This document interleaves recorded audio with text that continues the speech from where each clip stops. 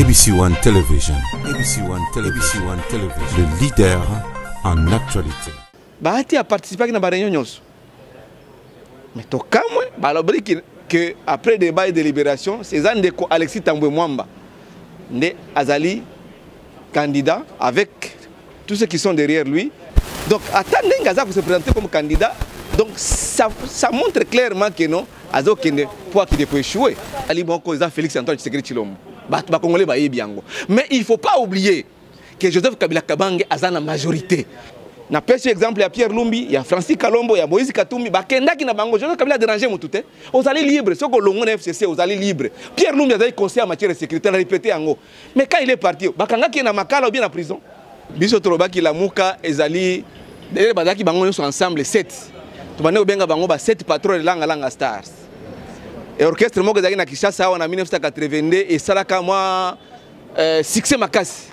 Boziana nani tuna mais to boyine makamoto zo komona mikolo yo que to éviter sona naza ko signer comme premier ministre. Est-ce que Vital Kamerhe ou soit ezali nani ndeko Chibala ou soit ndeko Ilunga Lukamba. ABC One Television. ABC One Television. ABC One Television. Le leader en actualité. Merci mesdames, messieurs, bonjour, bonsoir, ça dépend de l'heure à laquelle vous nous regardez à travers le monde, que Dieu vous bénisse. Je dis un grand merci à maman Chantal Ayawo, également à Bande Colonel, sur le besoin d'Abisso, na Mikila Poto partout, tout le Abisso, tout le Rali, sur Nabino Seka information, Ezali, et Mako Nabino Seka information, Ezali, Boibi, qui est l'actualité dominante, Ezali, Mingi, Ezali, Libalo, pendant la carte FCC entre AFDC na Oyo Babengi famille politique, il y a président Kabila, président sortant, également tout ça na défection, il y a président Matungulu parmi les leaders Oyo, il y a la Mouka Boyebi na Genève, après Mboussa na Mouissi, tu connaître Matungulu, tu éviter qui sera le prochain la prochaine personne au quitter. Alors Nigito Mirosolo Lango na un analyste politique Claude Molicho Oyo Wapi alobaka bien par rapport à l'actualité de l'ère. Bonjour Ndeko Claude. Bonjour Ndeko Nangai. Bonne santé et puis santé za kitoko na ngolu nzambe tuza ko respirer parce que ye nde apesa biso oya motuya, c'est-à-dire pemba na bomoi parce que soki nzambe alobi esale makakaka ata umeli mais esale makakaka yango to tondi nzambe to komisi nzambe, c'est-à-dire te remercier na pema ya pesa biso lelo. Merci beaucoup, M. Claude. Oui, l'actualité dominante, c'est ça juste. Tout le monde a les caca na kati ya FDC, on a na famille politique, il y a chef de l'État sortant. FCC, FDC et alliés, c'est désolidariser na famille politique FCC. N'habite analyse ni Ostaliwan. Ndeko ngai omoni eloko yo salema na kati FCC, mais il faut batuba yeba.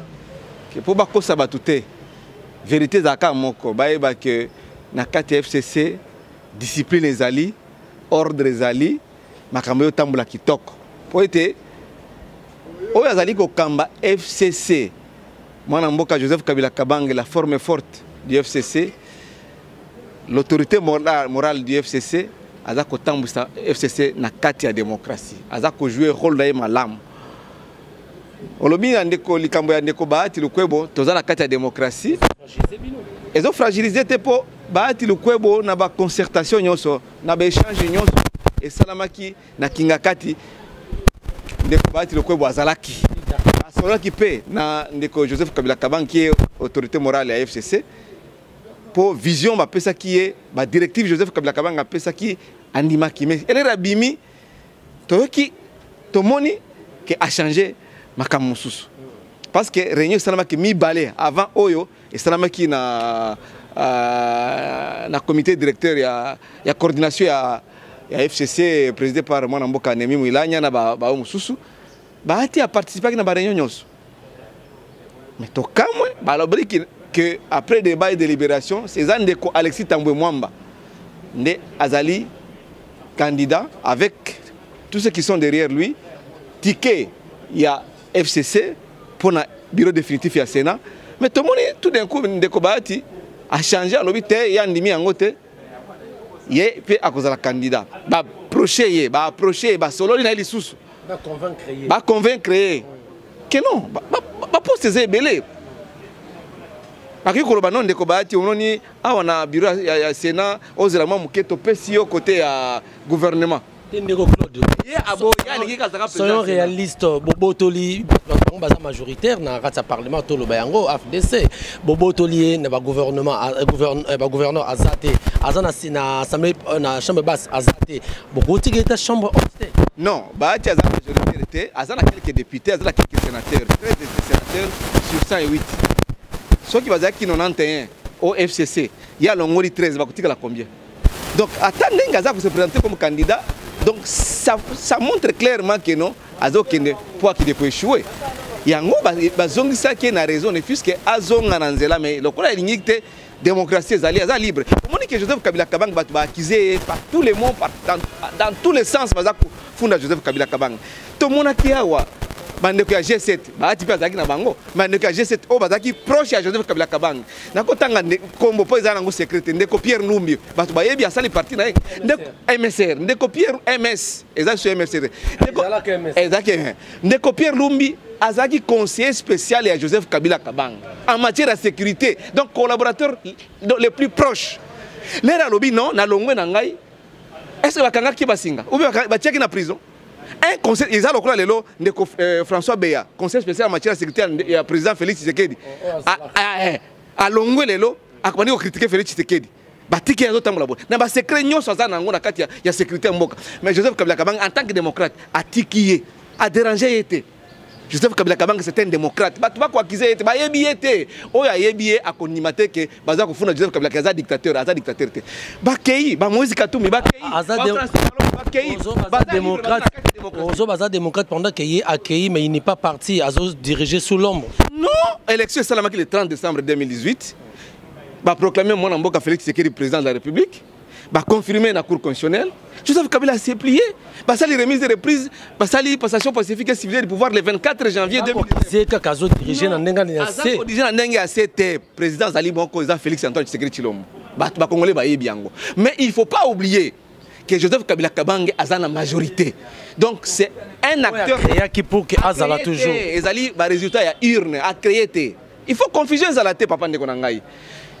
Et ça va résultat ya urne parce que Batouazali kolinga ko faire passer message comme si que Joseph Kabila Kabang ou Batia FCC candidat nyoso député sénateur député provinciaux comme gouverneur à FCC Batrichaki. Il n'y a que Félix Tshisekedi qui a gagné dans la transparence. Non, ils ont le quota. Le résultat est proclamé Félix Tshisekedi président de la République. N'est qu'un résultat est proclamé député, sénateur à FCC comme sénateur, comme député national, comme député provincial. Mais lorsque le président Félix Azaki nommé, il a confirmé? Non, il a confirmé en côté. Président Félix Azaki candidat. Après qu'on a battu la campagne, à promettre le peuple congolais, il a promis qui. Le résultat va proclamer président. Martin Fayulu qui a la vérité des urnes, Martin Fayulu qui a la Cour constitutionnelle. Mais il était incapable de démontrer qu'il a gagné. Va confirmer l'élection mon amboka Félix Tshisekedi Tshilombo, ça les passation civile, passation civilisée du pouvoir et pacifique du pouvoir. Donc, on a le kuta. Mais il faut que Congolais ba député ya FCC, ba sénateur FCC bazaki élu démocratiquement comme mon amboka Félix Tshisekedi bazaki élu. Donc majorité dans le Sénat, na FCC dans le Sénat, FCC dans l'Assemblée nationale, na assemblée provinciale et ça li majorité à solo. Donc nenge tozali awa démocratie zali ko respirer na kati FCC. Na pesi exemple ya Pierre Lumbi, ya Francis Kalombo, ya Moïse Katumbi, bakendaki na bango, Joseph Kabila déranger mutute. Vous allez libre, ce que l'on FCC, vous allez libre. Pierre Lumbi a conseillé en matière de sécurité, on a répété en haut. Mais quand il est parti, bakanga qui est na makala ou bien en prison. Pierre Lumbi a libre, il est là, sa déclaration est il est là. Donc Joseph Kabila Kabange c'est un démocrate, mutua kosa moningate. Na FCC la démocratie respire. Hier a joué rôle d'arbitre. Ce qui battoisa koyo kanate aye ko intervenir à pèse directive à pèse ligne de conduite que batwa kolanda mais ceux qui ont discipliné té ceux qui ont na muti à désordre aux na place FCC té pour kuna discipline les alliés hors des alliés. Mais en fait c'est vrai yo ko banta kendenge vraiment ba longoli mon amoka bayati ko parce que azo ko insister que il faut zo ka perchoir ya Sénat. Est-ce que akozwa te penda vous assure que akozwa te? Ba ti loko bazana 13 sénateurs. Les razalaki na FCC na ba sénateur nyonso bazaki 91. Na kati ya 13 sénateurs amususu kutu bazako kene na FCC. Et puis yaza ko lobake non ba ba kende kuna na FCC. Ba aligné bango ko ma candidat na kati ya bureau définitif ya Sénat. Ezali démocratie. Na démocratie ba to basolo ka bayo kanaka. Mais azali libre, ceux qui a lobby qui a insister na candidature de Tina Souka na élection en Sénat, azali libre. Muto kanga na makala zate. Mais comme azali indiscipliné, azali ko respecter discipline na ordre na kati FCC, il est libre. Dans par exemple il y a Pierre Lumbi, il y a Francis Kalombo, il y a Moïse Katumbi, ba ti a G7 nyonso ba longwaki. Ba nani oyo kolo télé 7 na nani azaki rapporter à Sénat.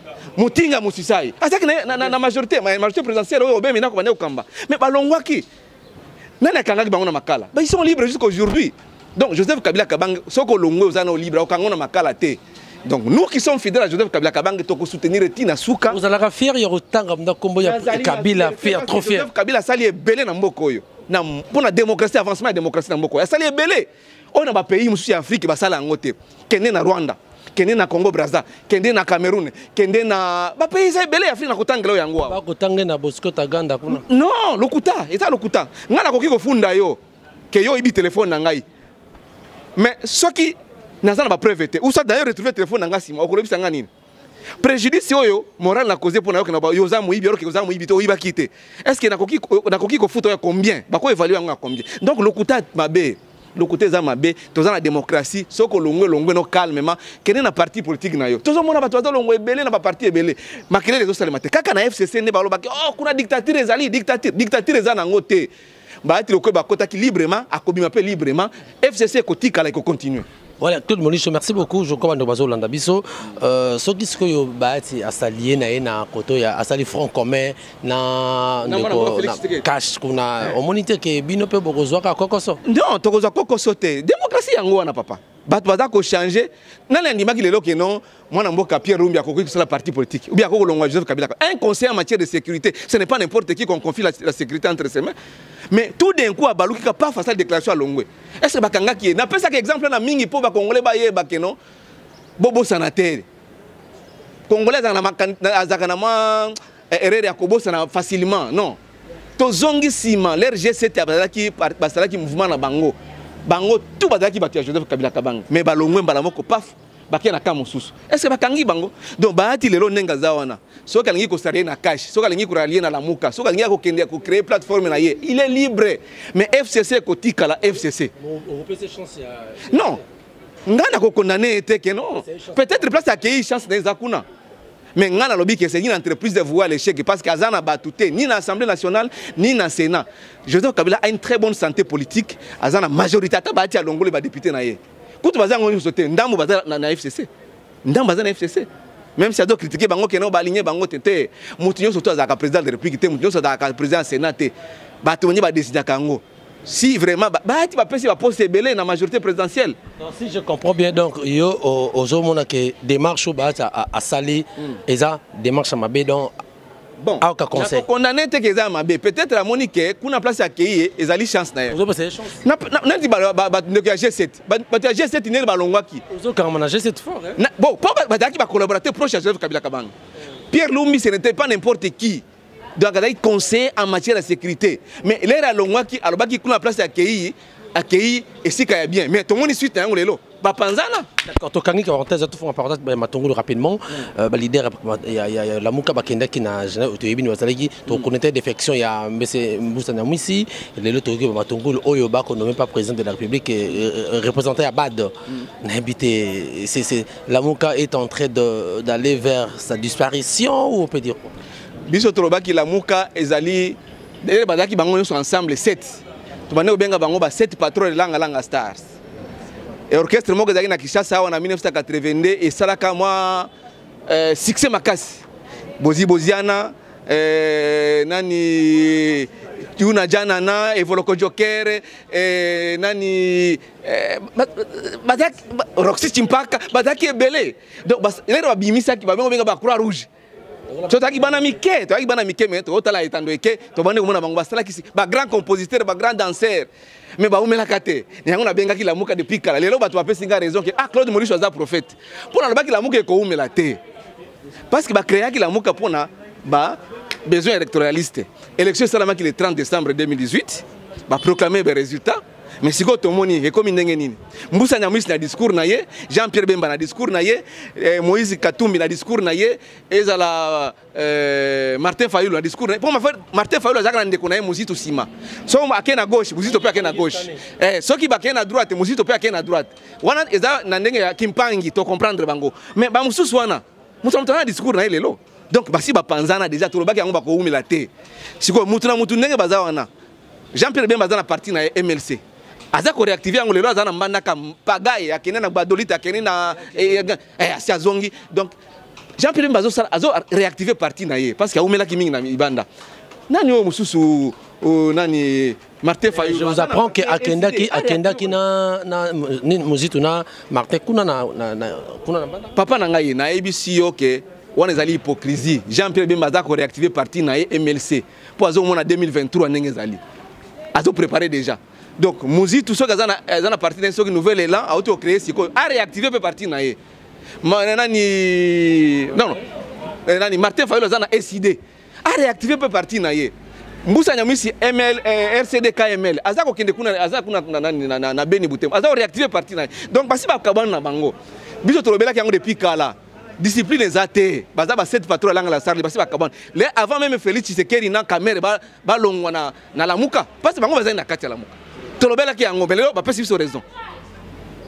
Lelo ba pesi biso raison. Tolobela ki yango avant même campagne électorale tolobela ki ba ko panzana. Po toyebi bango ndenge ba. Mais nanda ki discours ya wana boka monsieur tolobela ki ke na ba parole na lobi tout le monde peut partir mais la moka c'est un état d'esprit qui existe toujours de continuer lutte na bango. Wana za discours. Parce que c'est OK élection en 2023. Muzito aza na parti na ye nouvel élan. Mais à cause se présenter comme nouvel élan.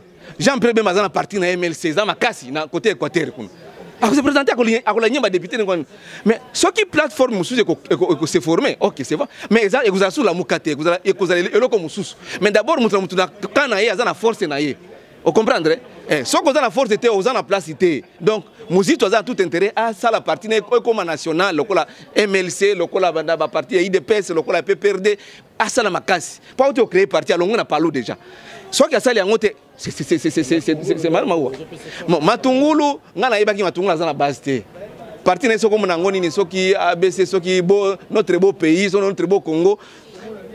Attends, qui ça partie à Matungulu c'est un intellectuel, j'ai beaucoup de respect.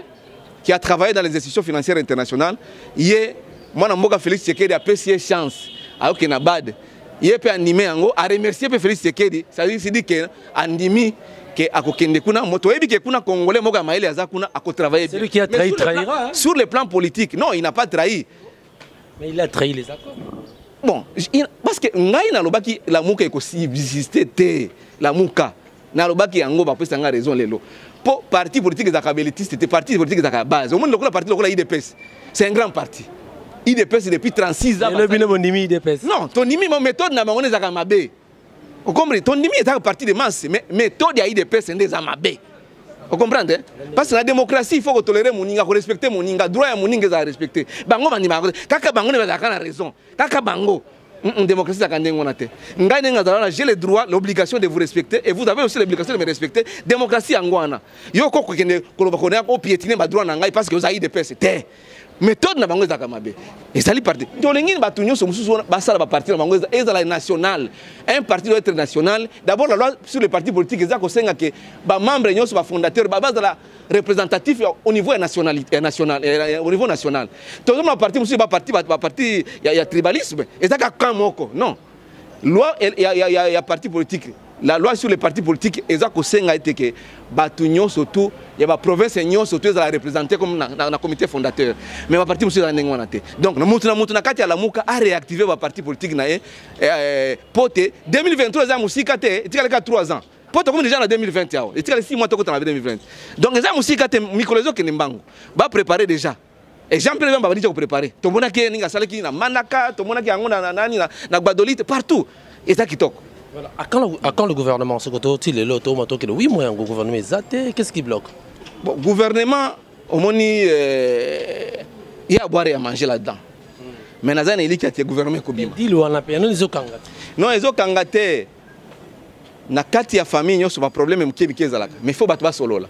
Pour le moment, jusqu'à preuve du contraire, il n'y a pas de crise entre Cash et FCC. Il y a deux grandes plateformes qui ont formé le gouvernement. Mais il y a une petite incompréhension, ce qui va équilibrer ma campagne. C'est au détriment du peuple quand même. Effectivement, il y a un gouvernement qui on a raison, il faut gouverner Bima. Mais comme il y a un peu de petites incompréhensions, je pense qu'il va planir d'ici là le gouvernement. Parce que ça fait 6 mois ou 7 mois que le gouvernement est bloqué. Ils ont monté. Au moins, rentrée scolaire, ils ont préparé la rentrée scolaire, enseignement gratuit.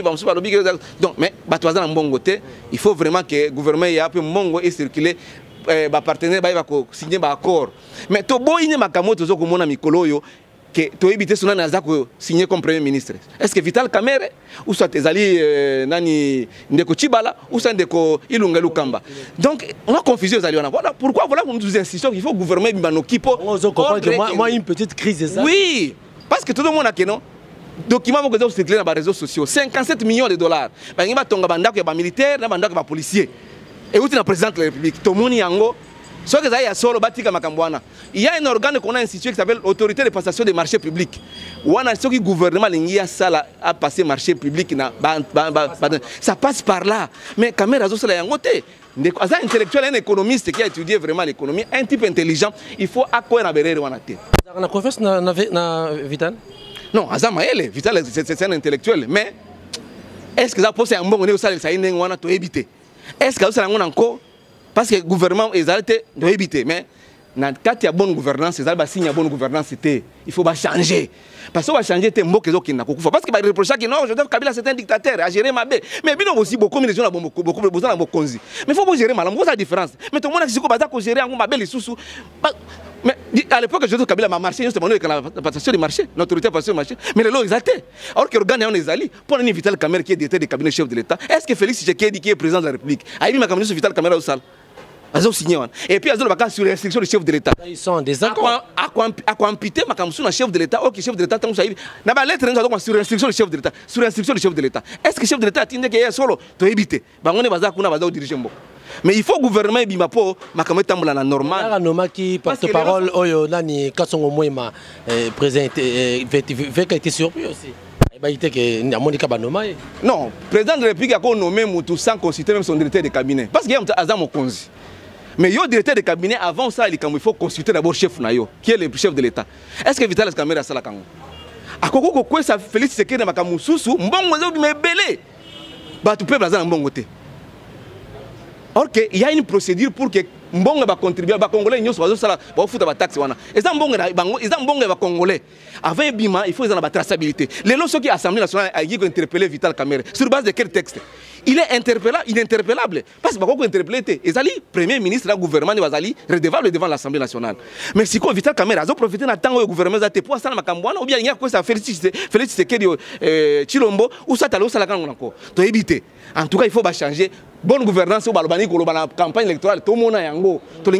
57 millions. Papa, pour nous, il y a des policiers et des militaires. Tu éviter. Tu es d'accord, tu es mais il faut que les Canadiens aient solo, une procédure normale. État de droit. D'accord. Il y a un état de droit, la justice sociale. On a la justice sociale, on a l'état de droit. On est comme imposition et comme dictature. Avant de conclure, mot de la fin, tu as dit que tu par rapport à la bonne gouvernance. Parce que Awa Tofinga raté, tu as toujours un solo pour faire avancer le cannabis. Il y a des diaspora qui ont condamné souvent les politiciens. C'est vous, vous avez une erreur, alors ni loko bakisa. Non, ngai souci nanga makasi la démocratie est fan na mboka na biso. Pour moni mboko oza munene. Ata Congo Brazza démocratie zate, ata Rwanda démocratie zate, ata Cameroun démocratie zate, mais na Congo démocratie il faut ezala et respirer parce que comme mboko yo mindele bakotika biso kimia te. Biso ba Congolais photo fan c'est yango kimia. Batu balinga na mboka etambola bien, batu bazwa misala ba chômeur baleki ebele na Congo. Vous comprenez? Bato ba akizaki Joseph Kabila Kabange na makambo nyonso tout. Na répéta kango mingi. Mais bino bo akizaki ye, mais boko siko na bokonzi. Mo ça la différence te. Mais tout le monde a différence de mon côté. Oh, tous la gouvernement entre temps mbongo za kobima. Non. Mbongo eko kobima ndenge wana te. Démocratie, c'est-à-dire que droit ya bato nyonso tout à respecter. Démocratie fait la justice sociale. Il dépend sur le baki na état de droit. Est-ce que état de droit yango wana? Non, ezali yango te. Yango biso toko telemela lokuta wana. Ba o bazana libanda mboka ba bazana poto États-Unis, Amérique, Europe. Bazana perception de loin sur le Congo. Il faut bayeba que Congo oyo démocratie ezali. Mais tolingi dictature sous-té. Vous comprenez? Ba o baye sikoyo ba qu'il y avait la dictature. Non, dictature. Dictature à Mobutu. Tout le monde qui a un Mobutu. Non, Kabila a dictature. Ce qui Mobutu est vraiment un bon démocrate. Alingaka kene na lolenga kenda ki wanate. Mzee Laurent Désiré Kabila bangi ba betele maboko te. Bangi ba yamba na kishasa te. C'est parce que batu bamona ki dictature ga makasi ya Mobutu. Tolingi su Mobutu azonga sous une autre forme te na dictature wana. Parce que na lobaki makamba IDPS ya wa ke parti de masse mais méthode na bango ezaka mabe. Mais Kabila ke bongo te parce qu'il y a eu des arrangements au préalable. Papa, démocratie et salamaki tout ça qui na élection, Joseph Kabila Kabanga si apesi pouvoir passer les remises du président Félix Tshisekedi. Maintenant si koyo to chité, mais si koyo ba o baza si o konzamo keza nani. On a un président de la République. Les Félix Tshisekedi a sali composition à cabinet naé, ba conseiller, ba directeur de cabinet, ba adjoint naé, tout ça tina personnel d'appoint. Est-ce que Joseph Kabila tina ki mutukuna? L'air a nommé Vital Kamerhe, a nommé professeur directeur de cabinet adjoint Kolongele, a nommé un collaborateur, a nommé conseiller principal, a nommé conseiller naïe. Est-ce que Joseph Kabila tina ki bat? Ou bien imposer ki bat? Non, cabinet naïe pour ça la peau naïe, musale kene liboso. Mais tu constates que musale kene liboso te. Mbongo za ko bima ba kokole baza poche vide, baza oliate. Ce sont les individus. Musala pe baza créer entreprise te. Il faut gouvernement il fungwama, so gouvernement salami ba partenaire ba koya, misale komona na ba jeune ba okota na musala, économie mboka komata et puis mboka okene liboso. Mais so ko perdre la situation boye moyen te. Moyen te ndeko na ngai. D'accord. Vaccine ni moi na sengi na ba baza na libonda mboka, baza olanda biso, ba congolais banyo baza na poto partout. Boye ba kambonga na bino ezali tambola, ndenge zo tambola. Ba ko sabino te. Ndenge tuzalia on a pesi bino exemple belé na mission oyo. Ya bao basalaki na Joseph Kabila Kabange depuis 2001 jusqu'à 2018. Mingi balongwe, mingi bakoti na opposition. Bakangi bangote. Ba inquiété bangote. Na conseiller spécial en matière de sécurité, alongwa comme une opposition, ba inquiété bangote. Mais mutako sabino que Joseph Kabila Kabange za dictateur za lokuta. C'est un démocrate, quelqu'un qui aime l'ordre et la discipline et c'est quelqu'un qui veut le développement de ce pays. Merci. Merci. Merci beaucoup, Joka. Merci de nous honorer vraiment pour la présence. Merci également. On se retrouve prochainement. Ciao. ABC One Television. ABC One Television. Le leader en actualité. Actualité politique de la RDC, d'Afrique et le reste du monde. ABC One Television. Le leader en actualité. Actualité locale et internationale. ABC One Television. ABC One Television. Actualité sportive, le football, boxe et autres. Actualité religieuse en RDC, en Afrique et le monde. Actualité culturelle de tous les pays africains. ABC One Television. Les leaders en actualité, c'est ABC One Television.